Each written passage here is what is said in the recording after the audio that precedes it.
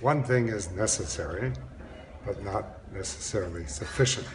And that, of course, is economic resources. One must invest. Many different kinds of investments.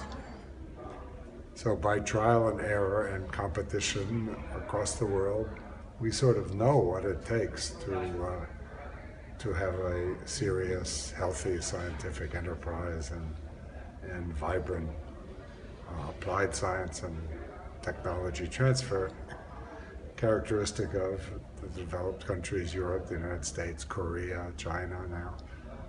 And that's at the level of 2 to 3% of GDP.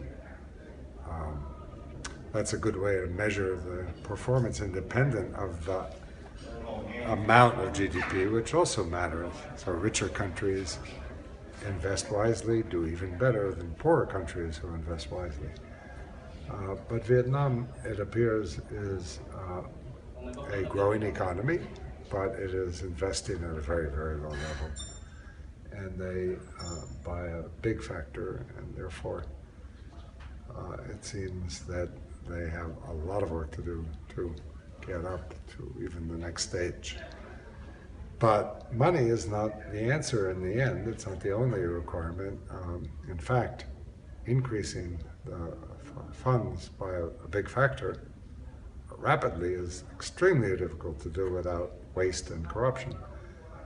And there are many aspects of having a healthy scientific enterprise, ranging from elementary school to higher education, to a university where professors can engage in research themselves and are of high quality, to support of students going abroad to get higher education, helping them,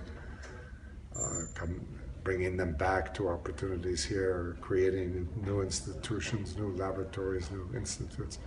I mean, if you were to, as they should be aiming to do over maybe 20, 30-year period, increase by a factor of 10 the resources, not only of their economy as it exists now, but as it's growing rapidly, that's an incredible feat to do. The Chinese are in the middle of doing that with enormous success, some failures.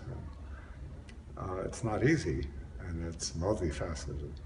So I'm not clear that they totally recognize how difficult and how big an effort they need to start making immediately. And like all other investments, the sooner you invest, the faster you get the rewards.